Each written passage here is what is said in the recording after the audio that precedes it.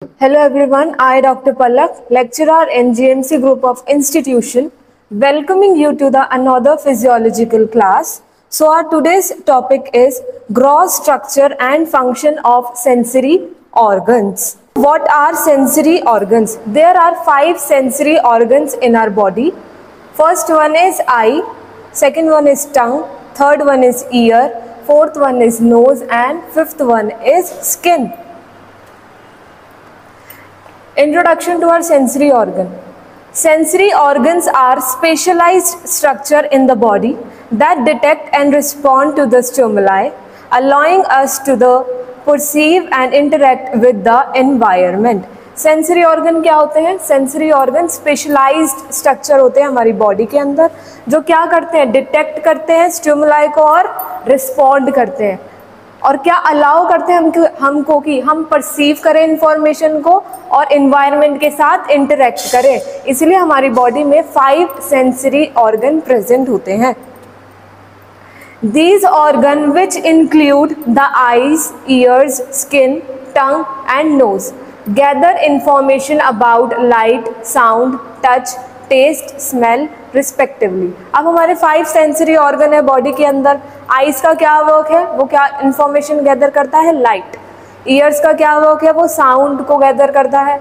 Skin का क्या work है? वो टच, प्रेशर, टेम्परेचर को फील करता है. टंग का क्या काम है? वो टेस्ट को बताता है कि सोअर है या स्वीट है, बिटर है. नोज क्या करता है? स्मेल को डिटेक्ट करता है. This information is then transmitted to the brain for processing, enabling us to experience the world around us. यह इंफॉर्मेशन कहाँ पे भेज देता है? प्रोसेस करने के लिए ब्रेन के पास भेज देता है और हमें क्या अनेबल करता है कि हम एक्सपीरियंस करें वर्ल्ड को, हमारे अराउंड जो भी हो रहा है.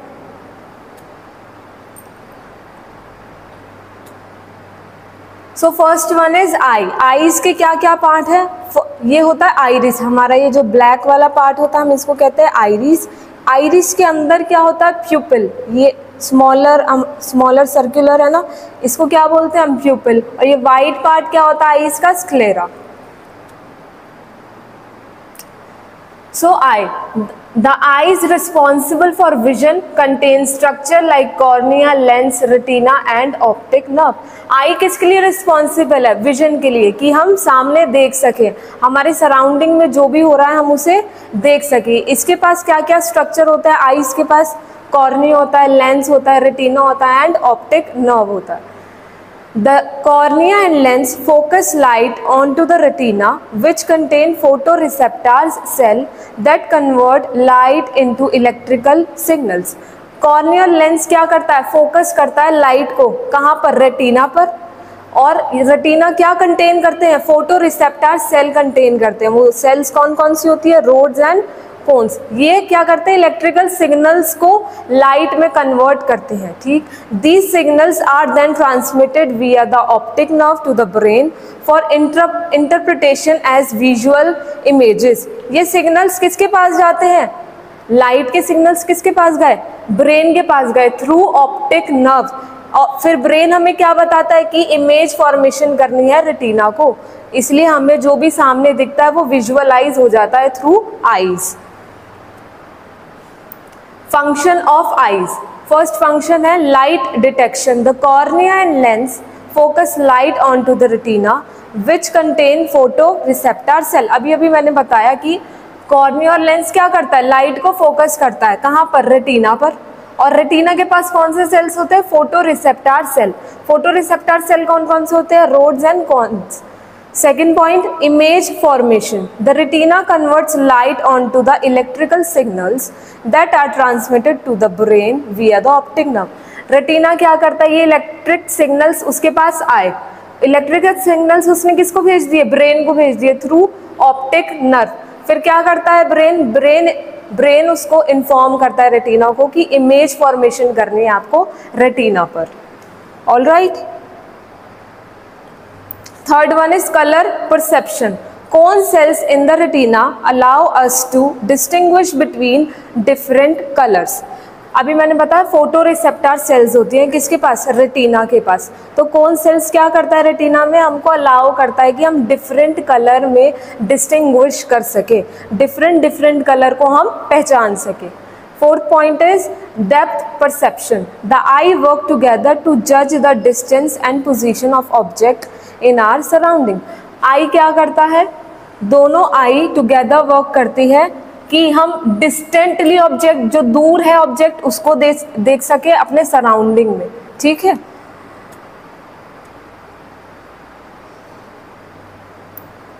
देखिए ये होता है हमारा नोज। अभी फर्स्ट वन हमने पढ़ा eye sensory organ, second one is nose. Nose के ये डिफरेंट पार्ट होते हैं, ऑल्फैक्टरी नर्व होती है ये नोज में, ऑल्फैक्टरी बल्ब होता है, ये नर्व बंडल्स होती है जो हमें स्मेल डिटेक्ट करने में हेल्प आउट करती है, और ये नोज होती है, और ये नेजल कैविटी होती है नोज के अंदर। So we discuss about nose. The nose responsible for smell contains olfactory receptors lining the nasal cavity. अब नोज किसके लिए रिस्पॉन्सिबल है, स्मेल के लिए रिस्पॉन्सिबल है। इसके पास कौन से रिसेप्टर होते हैं, ऑल्फैक्टरी रिसेप्टर। किसके अंदर होते हैं पर, ये नेजल कैविटी के अंदर होते हैं। These receptors detect airborne chemicals triggering nerve impulses that are transmitted to the brain for order identification। अब ये रिसेप्टर क्या करते हैं, एयरबॉर्न केमिकल्स को डिटेक्ट कर लेते हैं, नर्व इम्पल्सेस को ट्रांसमिट करते हैं ब्रेन के पास, और ब्रेन फिर क्या डिटेक्ट करता है, ये कि कौन सा ऑर्डर है, कि ये गुड ऑर्डर है कि बैड ऑर्डर है। So the function of nose, first one is respiration, foremost important function क्या होता है नोज का, respiration. The nose act as a passageway for air to enter and exit the body during breathing. Nose का क्या function है कि air को enter कराए और एग्जिट कराए, हमारी बॉडी के अंदर भी और बाहर भी। It filter out dust, germs and other irritants from the inhaled air. ये क्या करता है, डस्ट को फिल्टर आउट भी करता है।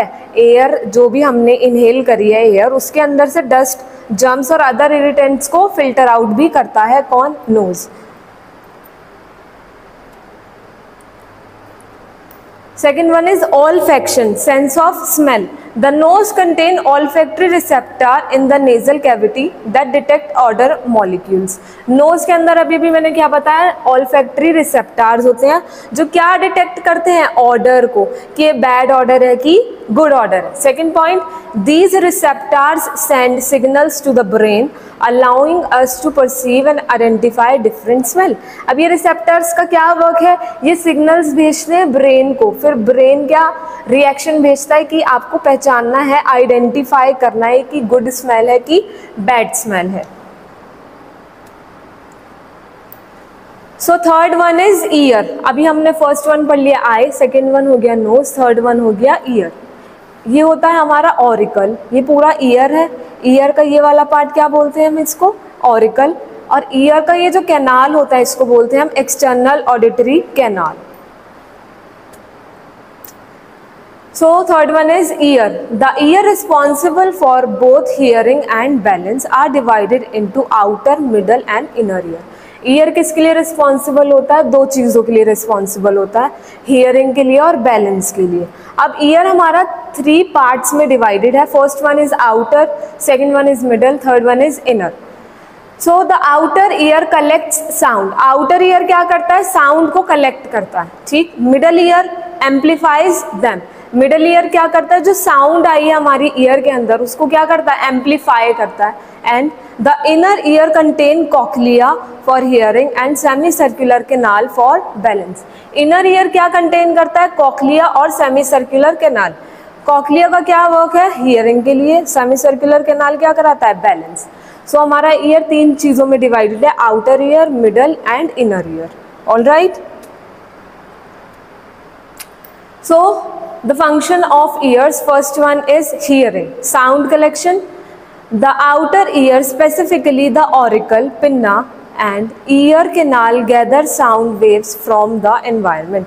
अभी मैंने बताया मेन फंक्शन है ईयर का हियरिंग, तो सबसे पहले साउंड कलेक्शन होगी। आउटर ईयर का भी मैंने फंक्शन बताया कि वो क्या करता है, साउंड को कलेक्ट करता है, कहाँ से, इन्वायरमेंट से। All right. Second one is balance. Semicircular canal. The inner ear also contains semicircular canal filled with fluid and hair-like sensor. Balance कहाँ पे होता है? इनर ईयर में. इनर ईयर में दो चीज़ें बताई थी मैंने, कॉकलिया और सेमी सर्कुलर कैनाल.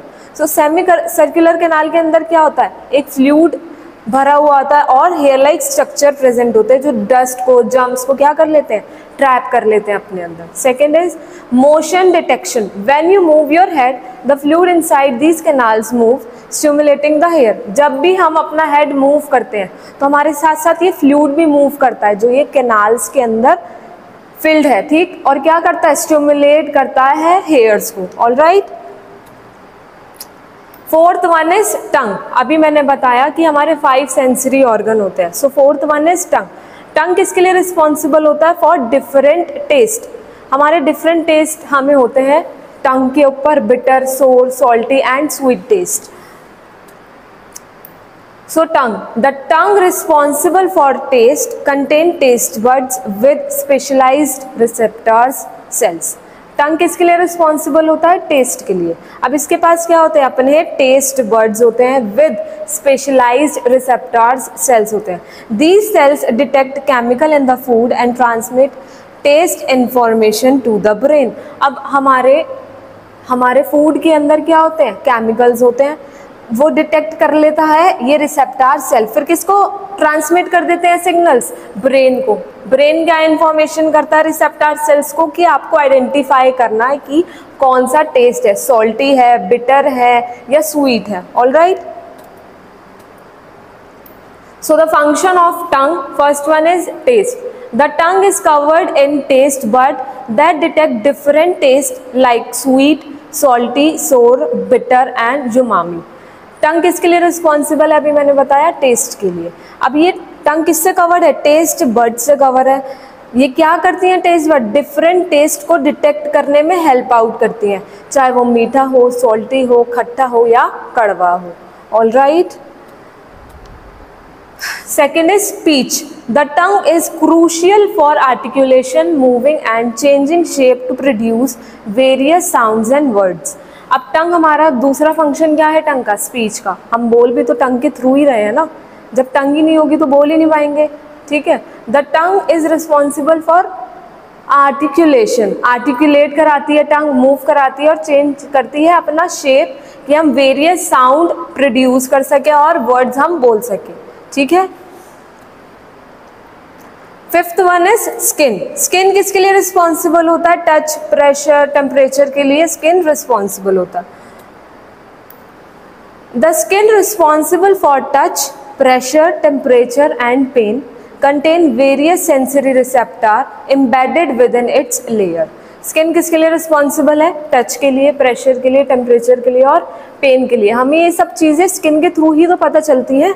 टच भी, प्रेशर भी, टेम्परेचर भी और पेन भी. इनके पास क्या होता है? अपने सेंसरी रिसेप्टर्स होते हैं डिफरेंट स्किन की लेयर्स के अंदर.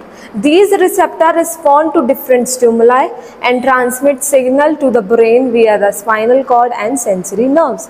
अब ये रिसेप्टर डिफरेंट स्टिमुलाई को डिटेक्ट कर लेते हैं, फिर सिग्नल्स भेजते हैं ब्रेन को थ्रू स्पाइनल कॉर्ड और सेंसरी नर्व्स के थ्रू. ये सिग्नल्स कहाँ तक जाते हैं? ब्रेन तक जाते हैं.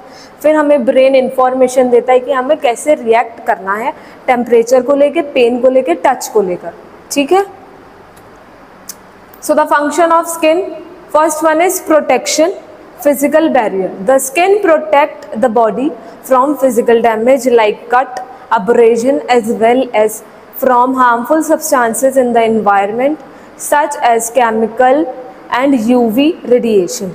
अब स्किन का फर्स्ट फॉरमोस्ट इम्पॉर्टेंट फंक्शन क्या है? प्रोटेक्शन करता है.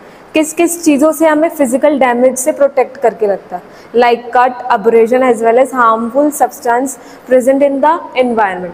यूवी रेडिएशन से हमें प्रिवेंट करके रखता है कौन? Skin. Second one is thermo regulation, temperature regulation. The skin helps to maintain a stable body temperature through sweating and blood vessels dilation और कॉन्स्ट्रिक्शन.